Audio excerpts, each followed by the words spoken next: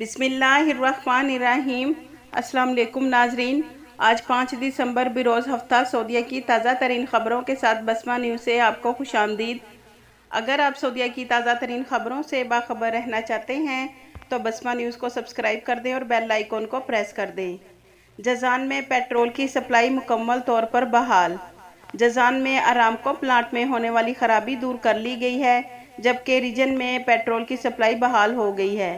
سبق web site کے مطابق ارامکو کمپنی نے کہا ہے کہ جازان پلانٹ میں فنی خرابی پر قابو پا لیا گیا ہے۔ خرابی دور کرنے کے بعد پلانٹ میں معمول کے مطابق کام ہو رہا ہے، جبکہ پمپنگ پہلے کی طرح جاری ہو گئی ہے۔ ارامکو نے کہا ہے کہ پلانٹ کی خرابی دور کرنے کے بعد جازان ریجن کے پیٹرول پمپوں کی سپلائی مکمل طور پر بحال ہو گئی ہے۔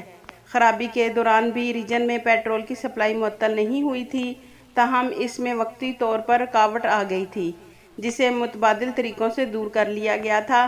یاد رہے کہ ارامکو کمپنی نے جمعرات کو کہا تھا کہ جازان ریجن میں اس کے پلانٹ میں فنی خرابی ہو گئی ہے، جس کے باعث پیٹرول کی سپلائی وقتی طور پر متاثر ہے۔ وزیر توانائی شہزادہ عبدالعزیز بن سلمان کی ہدایات پر ریجن میں پیٹرول کی فوری سپلائی کے لیے متبادل ذرائع اختیار کیے گئے تھے۔ ریاض خادمہ کو فرار کرانے والا نیٹ ورک گرفتار۔ ریاض پولیس نے گھروں سے خادمہ کو فرار کرانے والے 4 رکنی گروہ کو گرفتار کر لیا۔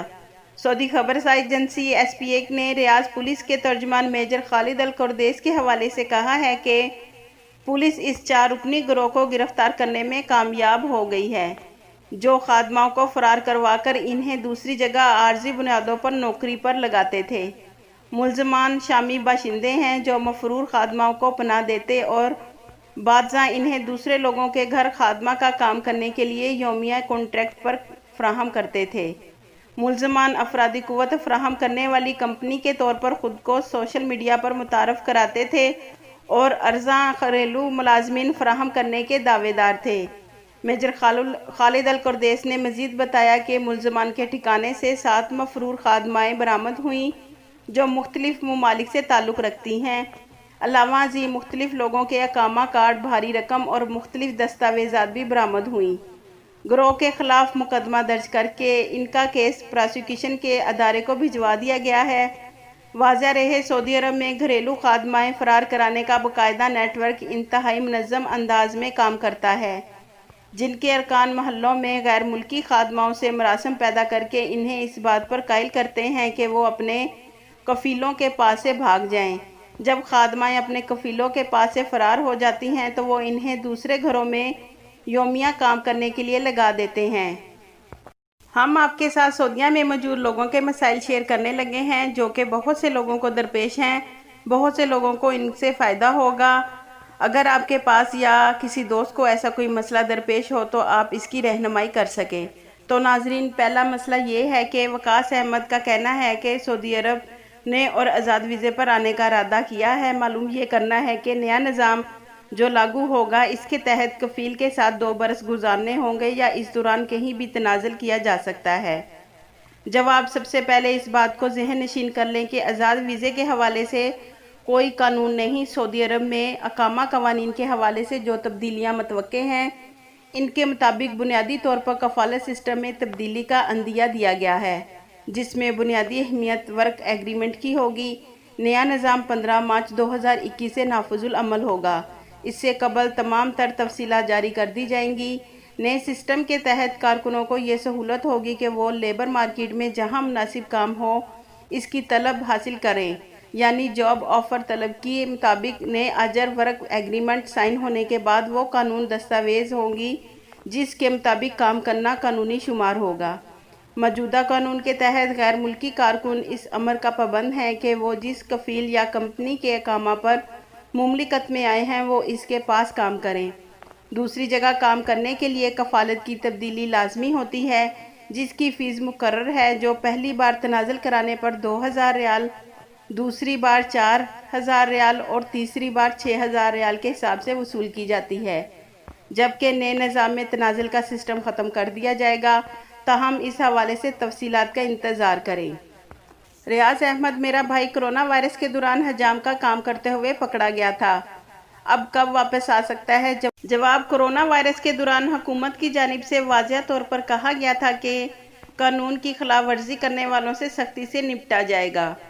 کورونا کی وبا کے ابتدائی دنوں میں جب تمام شہروں میں کرفیو لگایا گیا تھا اور حجاموں کو سختی سے تاکید کی گئی تھی کہ وہ کام نہ کریں کیونکہ اس سے وبائی مرض پھیلنے کا خدشہ تھا اور سماجی فاصلے کے اصول کی بھی خلاف ورزی ہوتی تھی، کرفیو اور کورونا وائرس کی SOPs پر عمل نہ کرنے کی سزا سخت مقرر کی گئی تھی۔ سزاؤں میں جرمانہ، قید اور غیر ملکی ہونے کی صورت میں ملک بدری مقرر کی گئی تھی۔ تاہم مملکت کے لیے بلیک لسٹ ہونے کی مدت کا تعین کیس کی نوعیت کے مطابق تحقیقاتی کمیٹی کا اختیار ہوتا ہے۔ کمیٹی کی جانب سے جو فیصلہ صادر کیا جاتا تھا اس کے بارے میں سزا کے وقت متعلقہ شخص کو آگاہ کر دیا جاتا تھا۔ بہتر ہے کہ آپ جوازات کے ای میل پر بھائی کا اقامہ نمبر اور پاسپورٹ نمبر ارسال کر کے ان سے درست طور پر معلوم کریں کیونکہ ہر کیس کا فیصلہ کیس کی نوعیت کے مطابق کیا جاتا ہے۔ تمیز کے تندوروں کے لیے ضوابط مقرر۔ طائف بلدیہ کی جانب سے تمیز روٹی کے تندوروں پر کام کرنے والوں کو صفائی رکھنے اور پروٹوکول پر عمل کرنے کی ہدایات جاری کر دی گئی ہیں۔ ویب نیوز سبق کے مطابق بلدیہ کو متعدد شکایات موصول ہوئی تھیں جن میں کہا گیا تھا کہ کورونا وائرس کے پیش نظر تمیز روٹی کے تندوروں پر کام کرنے والے کسی قسم کی احتیاطی تدابیر اختیار نہیں کرتے جس سے کورونا وائرس پھیلنے کا خدشہ ہے۔ اس ضمن میں بلدیہ کے ٹویٹر پر لوگوں کا کہنا تھا کہ تمیز کے تندوروں پر کام کرنے والوں کو صفائی کا خاص خیال رکھنا چاہیے۔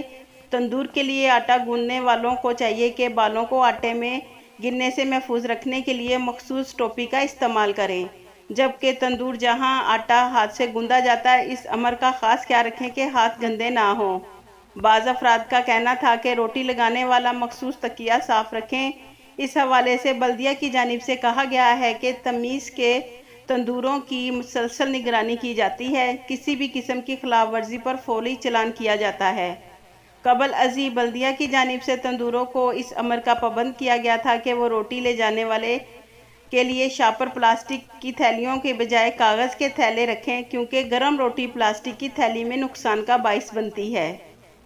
آج پھر کہیں ابر ہوگا، کہیں بادل برسیں گے۔ محکمہ موسمیات کا کہنا ہے کہ آج بروز ہفتہ مملکت کے مختلف علاقوں میں بارش کا امکان ہے جبکہ کہیں موسم ابرآلود رہے گا۔ ویب نیوز اخبار 24 کے مطابق ریاض قصیم، حائل اور شمالی حدود کے علاوہ مشرقی ریجن میں کہیں تیز جبکہ بعض مقامات پر ہلکی بارش کی توقع ہے۔ محکمہ کی جانب سے مزید کہا گیا ہے کہ جازان، عسیر، الباحہ ریجن میں گرج چمک کے ساتھ بارش کا قوی امکان ہے جس کا سلسلہ مکہ مکرمہ ریجن کے جنوبی ساحلی علاقے تک پھیل سکتا ہے۔ علاوہ ازیں مذکورہ علاقوں میں خاص کر پہاڑی سلسلے میں گہری دھند بھی چھائی رہے گی۔ اس حوالے سے شہری دفاع کی جانب سے لوگوں کو خبردار کیا گیا ہے کہ شاہراہوں پر خصوصی احتیاطی تدابیر اختیار کریں تاکہ کسی قسم کی ہنگامی صورتحال کا سامنا نہ کرنا پڑے۔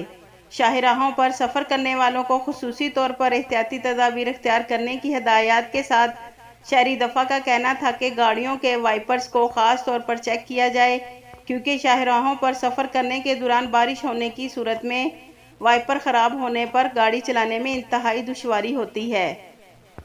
خلیجی بحران کے خاتمے کے لیے کویت کی کوششیں قابل قدر ہیں۔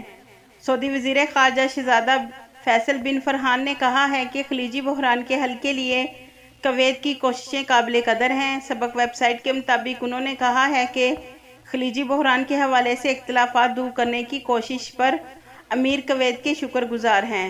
انہوں نے مزید کہا ہے کہ اس حوالے سے امریکی کوششیں بھی قابل ستائش ہیں۔ ہمیں امید ہے کہ خطے کی بھلائی کے لیے یہ کوششیں کامیاب ہوں گی۔